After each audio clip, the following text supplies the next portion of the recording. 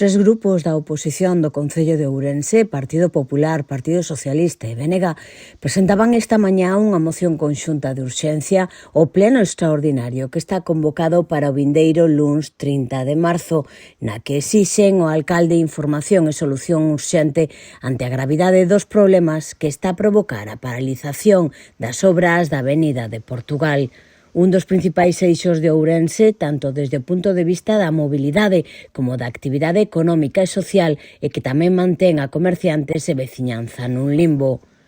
Desde os tres grupos manifestan que esta paralización está a provocar un escenario de deterioro urbano e social cun prexuízo directo á calidade de vida da veciñanza e á actividade económica da zona, xerando ademais unha crecente desconfianza cara á xestión municipal e require dunha resposta inmediata por parte da corporación, non podendo demorarse a súa análise e adopción de medidas. Por todo iso, o Grupo Municipal Popular, o Municipal Socialista e o Municipal do BNG instan o Goberno Municipal a dar conta urxente do estado completo do expediente, incluindo a situación contractual, as causas de paralización e a previsión real de remate cun calendario claro, público e detallado de execución, a adopción de medidas urxentes de limpeza, acondicionamento e mellora do estado xeral da rúa, coa retirada inmediata de materiais, a realización dunha avaliación das perdas económicas sufridas